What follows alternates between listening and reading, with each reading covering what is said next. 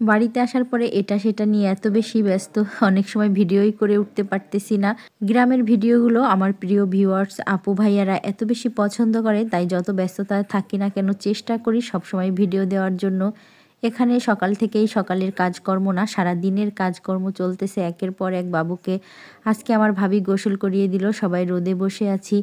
কোনো দিন রোদ উঠছে, কোনো দিন তো রোদের দেখাই মিলছে না। আজকে 12টার পরে রোদ উঠেছে, আর তখনই এই যে বাবুকে নিয়ে ভাবি গোসল করিয়ে তেল দিয়ে দিচ্ছে, মা রান্না করতেছে। এরই মধ্যে আব্বু আবার বাজারে গিয়েছিল, বাজার থেকেও এসেছে, মাছ সব কাটা শেষ হয়ে গিয়েছে। পরে দেখলাম যে ভাবি মুরগি বানাচ্ছে, ছোট্ট একটু ভিডিও করে নিলাম।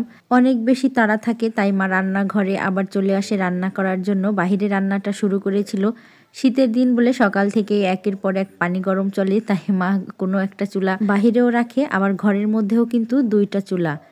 একে একে রান্নাও চলতেছে আর ওদিকে পানি গরম হচ্ছে, যার যখন লাগছে নিয়ে নিচ্ছে। আর এত ঠান্ডা পানি গরম হতেও অনেক বেশি সময় লাগে।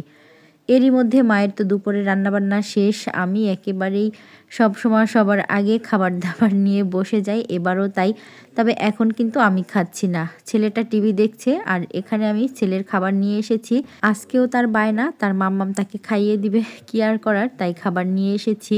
বাড়িতে আসার পর থেকে মা যাই রান্না করে খুব মজার হয়। বাসায় যাই রান্না করি না কেন এত কিন্তু স্বাদ হয় না, হয়তো মায়ের খাবার বলেই রান্না, তা তো আছেই। তারপরে আবার গ্রামীণ একটা ব্যাপার স্যাপার আছে, গ্রামের পরিবেশে মাটির চুলায় রান্না, মায়ের রান্না অসাধারণ তো হতেই হবে। লম্বা একটা সময় কিন্তু আমি বাসা থেকে এসেছি, এখন আবার যাওয়ার সময় হয়ে এসেছে প্রায়। চলে গেলে অনেক বেশি মন খারাপ হবে, আবার বাসার কথা ভাবলেও খারাপ লাগে। ছেলের পড়াশোনা এখন পর্যন্ত, নতুন বছর তো চলে এসেছে, স্কুলের ধারের কাছেও যেতে পারলাম না, নতুন ক্লাসে ভর্তি করব সেটাও রয়েছে, অনেক কাজ হাতে বাকি রয়েছে, সেখান থেকেও মনটা অনেক বেশি খারাপ হয়ে আছে। আবার বাড়ি ছেড়ে চলে যাব, এর জন্যও কিন্তু অনেক বেশি খারাপ লাগছে। এরকমটাই তো আসলে হবে, যখন যেরকম বাসায় থাকাটাও যেমন জরুরি, বেড়ানোরও অনেক বেশি প্রয়োজন। এবছরে বাড়িতে আসার পরে অনেক পিঠা খাওয়া হয়েছে, আপনাদের সঙ্গে কখনো শেয়ার করেছি, আবার কখনো তো করতেই পারিনি। আমার ছেলে তো সবসময় হিসাব করে, নানুকুলি তুমি কত রকমের পিঠা বানিয়েছো আর আমাকে কত রকমের পিঠা এখন পর্যন্ত খাওয়ালে। এই পিঠাগুলো এসেছে আমার ভাইয়ের নানা শ্বশুর বাড়ি থেকে। এবছরের বলতে গেলে সেরা চিতই পিঠা, মানে এত মজার হয়েছে, আর পিঠাগুলো একদম ভিজে রসগোল্লার মতন হয়ে গিয়েছে মাশাল্লাহ। আর খেতে আলহামদুলিল্লাহ অনেক বেশি মজার ছিল পিঠাগুলো। একদিকে তো পিঠা খাওয়া চলছে এক রকমের, অন্যদিকে অন্য রকমের পিঠা বানানো চলতেছে। এগুলো হচ্ছে ভাপা পিঠা, আমার সব থেকে অপছন্দের পিঠা বলতে গেলে। তবে যে পছন্দ করে সে কিন্তু আমার উপর একটু রেগেই যাবে, আপু কেন অপছন্দ বলল। আমি তো মিষ্টি খেতে পছন্দ করি না, তাই এর জন্যই শুধুমাত্র আমার এটা অপছন্দের পিঠা। নারকেলও খুব একটা পছন্দ করি না, আর মিষ্টি তো একেবারেই পছন্দ করি না। তারপরেও মা বানাবে, মাকে অনেকবার নিষেধ করেছি যে বানানোর প্রয়োজন নেই, কে শোনে কার কথা, মারা তো এরকমই হয় তাই না। মেশিং থেকে গুঁড়া করা চালের গুঁড়ি পানি দিয়ে হালকা করে মেখে নিয়েছে। এরপরে এই যে মাটির চালনাটা দেখতেছেন না, এর মধ্যে গুঁড়িগুলো চেলে নিলে নিচের গুঁড়িগুলো একটু দলা ধরা হবে, খুব সুন্দর কিন্তু খেতে ভালো লাগবে। আর এটা দিয়েই ভাপা পিঠা বানানোর সব থেকে উপযোগী, এভাবেই করে আমাদের বানানো হয়। জানি না আপনাদের কিভাবে বানায়, আমাদের যেভাবে করে সেভাবে আপনার সঙ্গে শেয়ার করলাম।